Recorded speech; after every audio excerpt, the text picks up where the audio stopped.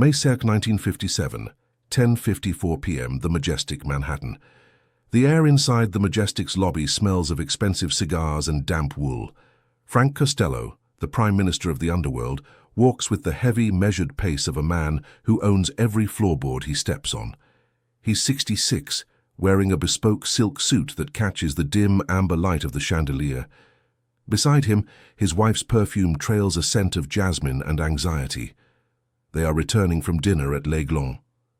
Life is good. Life is quiet. Then the world narrows. A heavy door creaks open. A shadow detaches itself from the marble pillar. A voice, raspy and desperate, cuts through the silence. "This is for you, Frank." Click. The sound of a hammer cocking is louder than a gunshot in a hallway this narrow. Costello turns his head, just as the muzzle flash blinds the lobby. A lead slug grazes his scalp, tearing through skin and silver hair, slamming into the ornate wallpaper behind him. Blood hits the floor before Costello does. He isn't dead, but the myth of his invincibility just shattered into 1,000 jagged pieces. To understand how the most powerful man in New York ended up bleeding on a lobby floor, we have to go back to a time when the city was a chessboard and the pieces were made of flesh, bone, and cold-blooded ambition. In the 1930s, the streets didn't belong to the law. They belonged to the men who could organize the chaos. Frank Costello was the architect of that organization. While others used Tommy guns, Frank used the telephone. He bought judges like they were penny candy and sat at the head of a table that controlled everything from the docks to the dusty backrooms of Tammany Hall. But power has a scent, and it attracts predators. One of those predators was Arthur Flegenheimer, better known as Dutch Schultz. If Costello was a surgeon, Schultz was a butcher with a short fuse and a long memory. The blood is still warm on the marble of the Majestic. Costello is gasping, his hands clutching his head, realizing that the old rules no longer apply. The piece is over. The first rule of the commission was simple. You don't hit a boss without a vote. Someone just ripped up the rule book, and now the streets are waiting to see who survives the fire. June 14, 1934, 02:15 a.m., a back room in East Harlem. The room is thick with the smell of stale beer and illegal gin. Rain drums a rhythmic, persistent beat against the blackened windows. Frank Costello sits at a scarred wooden table, his hands steady as he peels an orange. Across from him sits Lucky Luciano. They are discussing the future, not the future of their families, but the future of the American economy. "The violence is bad for business, Charlie," Costello says, his voice a low, gravelly rasp. "Every time a body drops in the middle of Broadway, the feds get a budget increase. We don't need soldiers, we need shareholders." Costello was the visionary. He saw beyond the street corners. He was transitioning the mob from a gang of thugs into a corporate entity. He was the one who realized that slot machines, one-armed bandits, were more profitable and less risky than bank robberies. He placed them in every pharmacy, every bowling alley, and every speakeasy in the city. It was a river of nickels that turned into a mountain of gold. But while Frank was counting nickels, Dutch Schultz was counting bodies. Schultz was the king of the numbers racket in Harlem.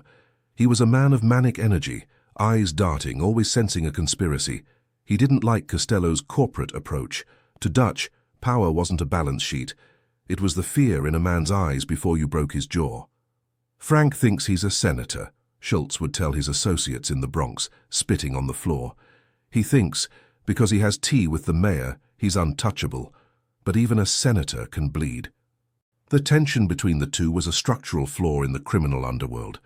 Costello represented the new guard: diplomacy, bribery, and longevity.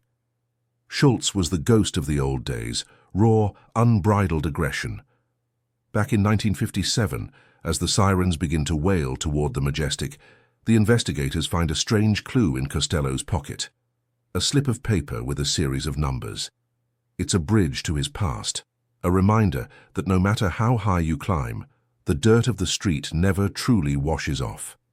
Frank Costello thought he had civilized the monster. He was wrong. The monster was just waiting for the lights to go out.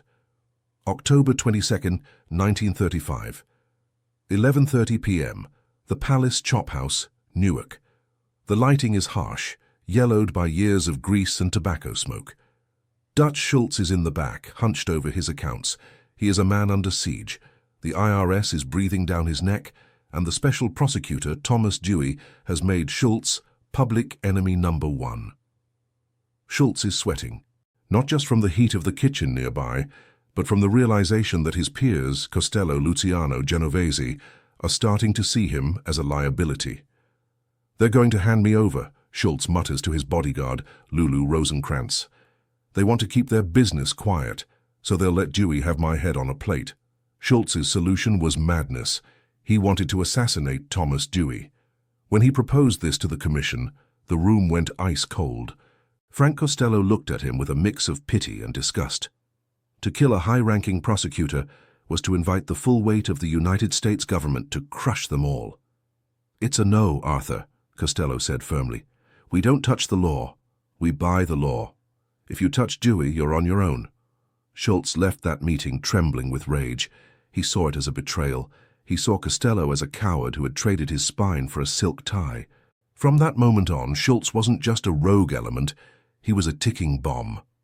In the present day of our story, 1957, the man who pulled the trigger on Costello, a massive, hulking figure named Vincent the Chin Gigante, was acting on orders from Vito Genovese. But the spirit of the hit, the sheer audacity of it, echoed the very chaos Dutch Schultz had championed decades earlier. Back in the Palace Chop House, Schultz gets up to go to the bathroom. He doesn't know that two hitmen from Murder Inc. are already stepping out of a dark sedan in the alleyway. The hits of the future are always paid for by the grudges of the past. Schultz enters the restroom, the door swinging shut behind him. He thinks he's safe for a moment of privacy. He doesn't hear the heavy footfalls on the linoleum outside. October 23rd, 1935. 04 a.m. City Hospital. The smell of antiseptic is overwhelming. Dutch Schultz lies on a gurney, his body riddled with rusted iron slugs from a U-45. He is delirious, drifting in and out of a fever dream. A police stenographer sits by his bed, trying to decipher the rambling, poetic and terrifying last words of the Dutchman. "The flickers," Schultz whispers. "Don't let them get the boy. A boy has never wept nor dashed 1,000 Kim, French-Canadian bean soup." While Schultz is dying in a haze of nonsense and blood, Frank Costello is in a suite at the Waldorf Astoria, sipping a brandy. He doesn't celebrate. He simply acknowledges the removal of an obstacle. With Schultz gone, the Bronx and Harlem rackets are up for grabs. Costello moves with the precision of a master tactician. He doesn't send gunmen to take over Schultz's territory. He sends accountants. He offers the survivors a choice: join the corporate fold and get a steady paycheck, or follow the Dutchman into the dirt. Most choose the paycheck. This was Costello's golden age. For the next 20 years, he was the undisputed King of New York. He sat in the shadows of the Copacabana, rubbing elbows with Joe DiMaggio and Frank Sinatra. He was the man you went to when the law couldn't help you and the church wouldn't. But the effecto lenda, the legend effect, is a double-edged sword. The more legendary Costello became, the more he became a target for the ambitious young lions within his own family. Specifically, a man who had waited in Costello's shadow for decades, Vito Genovese. Vito didn't want a board of directors. He wanted a throne. He watched Costello's polished manners and his televised hearings before the Kefauver Committee, where Frank's nervous, twitching hands became the most famous image in America. "He's weak," Genovese whispered to his soldiers. "He's become a celebrity. A celebrity is just a target that's easier to see." The peace that Costello built was predicated on the idea that everyone was fed, but Vito Genovese was hungry for something money couldn't buy: total submission. May 1st, 1951. 02 Dagjin p.m., the Kefauver hearings. The bright lights of the television cameras are merciless. Frank Costello is sitting at a witness table, the heat making the sweat bead on his upper lip. He has refused to let his face be filmed, so the cameras focus on his hands. Millions of Americans are watching. They see his fingers drumming, his palms wiping against his trousers, his grip tightening on a glass of water until his knuckles turn white. It is the first time the secret society has been dragged into the living rooms of the public. Costello's gravelly voice fills the airwaves. "I am a businessman. I pay my taxes. I have nothing to hide." It was a lie, and everyone knew it. But the damage wasn't done by the questions. It was done by the exposure. The mafia thrived in the dark. By becoming a household name, Costello had broken the cardinal rule of the underworld. He had become bigger than the organization. In the shadows of a social club in Greenwich Village, Vito Genovese watches the broadcast. He sees the twitching hands. He sees the Prime Minister looking like a frightened schoolboy. "Look at him," Genovese says, pointing at the screen. "He's lost his nerve." He's more worried about his reputation in the New York Times than his reputation on Mulberry Street. Genovese begins to make his moves. He slowly erodes Costello's power base, flipping capos who feel that Frank has gone soft. He reminds them of the old days, the days of Dutch Schultz, when being a mobster meant being feared, not being interviewed. The tension builds like a gas leak. No one sees it, but everyone can smell it. Costello feels it too. He starts taking different routes home. He eyes his guards with suspicion. He realizes that the walls of the glass house he built are starting to crack. Costello thinks he can outmaneuver Genovese with logic and politics. He forgets that in a jungle, the lion doesn't care about the rules of the board meeting, May 2nd, 1957. 08:30 p.m. A dark sedan parked near Central Park. Vincent the Chin Gigante is a massive man, a former boxer with a jaw like a granite block. He sits in the driver's seat, checking his reflection in the rearview mirror. He isn't looking at his face, he's looking at the darkness behind him. He has been following Costello all night. He saw him at L'Aiglon. He saw the way Costello laughed, the way he shook hands with the owner. It disgusted him. "Tonight the Prime Minister resigns," Gigante mutters. Gigante is a creature of Vito Genovese. He represents the return to the Schultz style of management. No more talk, no more dividends, just a bullet to the brain and a change in leadership. The plan is simple. Wait for Costello to return to his apartment building, the Majestic. Catch him in the lobby. Close the distance. Make it personal. Meanwhile, inside his apartment, Costello is looking at a photo of himself and Luciano from the 30s. He's thinking about how much has changed. He thinks he has won. He has survived the feds, the taxman, and the wars of the 30s. He believes he is in the twilight of his career, ready to retire to his estate in Sands Point. He doesn't realize that for men like him, there is no retirement. There is only a temporary cessation of hostilities. As Costello's Cadillac pulls up to the curb of the Majestic, Gigante steps out of his sedan. He pulls a snub-nosed revolver from his waistband. The city around them is loud, horns honking, the distant sound of a jazz club, the chatter of late-night pedestrians. But for these two men, the world has gone silent. Gigante enters the lobby first, hiding in the shadows of the vestibule. He waits for the familiar silhouette of the silk suit. He waits for the moment of maximum vulnerability. May 2nd, 1957. 10:55 p.m. The Majestic lobby. The shot rings out, a deafening roar in the marble confines. Frank Costello feels a white-hot iron brand sear across the side of his head. The impact knocks him sideways. He falls into a high-backed velvet chair, his world spinning into a blur of red and gold. Gigante doesn't wait to see the result. He sees Costello fall, sees the blood, and he bolts. He runs out into the night, disappearing into the labyrinth of Manhattan alleyways. He thinks he's done it. He thinks he's the man who killed the king. But Frank Costello is a man of incredible luck, or perhaps incredible spite. The bullet hit him at an angle. It tore through the scalp, skipped off the thick bone of his skull, and exited without entering the brain. It's a miracle of physics. As the doorman rushes over, Costello groans. He's covered in blood, but his eyes are clear. He looks at the doorman, a man he has tipped hundreds of dollars over the years, and says only one thing: "Don't call the cops."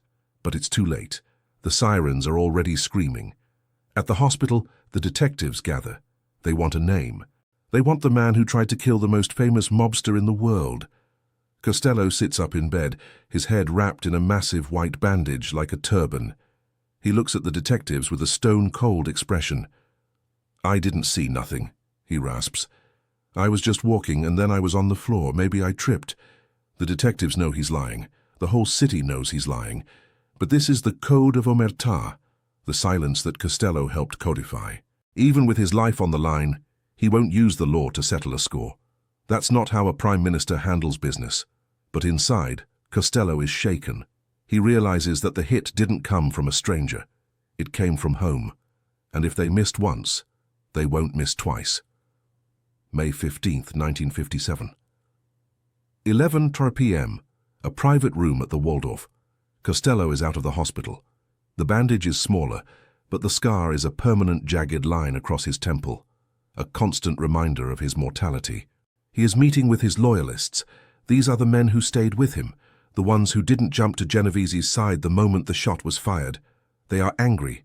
They want war. "Give us the word, Frank," one of them says, leaning forward. "We can take out Genovese by tomorrow morning.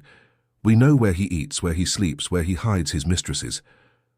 Costello sits in silence for a long time. He smokes a cigarette, the smoke curling around his scarred head. He thinks about Dutch Schultz. He thinks about the blood in the palace chophouse. He thinks about the decades of war that led to the peace of the Commission. "If we start a war," Costello says softly, "the feds will finish it. They're waiting for us to start killing each other. They have the handcuffs ready." Costello realizes that he is in a checkmate position. If he fights back, he destroys the organization he spent 30 years building. If he doesn't fight back, he loses his throne. This is the decision of the king. Does he burn the kingdom to keep the crown, or does he walk away to save the kingdom? Meanwhile, Vito Genovese is celebrating. He believes Costello is paralyzed by fear. He starts calling himself the boss of all bosses. He ignores the warnings from the other families. He is arrogant, loud, and visible. Everything Costello taught him not to be. Costello makes his choice.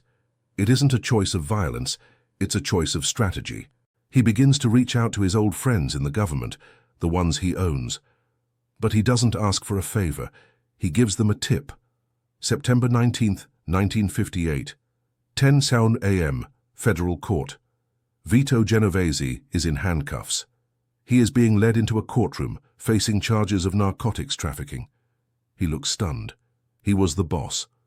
He was untouchable. How did a low-level drug dealer from the Bronx end up testifying against him? The answer lies in a series of anonymous tips and carefully placed information that made its way from Costello's associates to the Federal Bureau of Narcotics. Costello didn't need a gun to take down Genovese.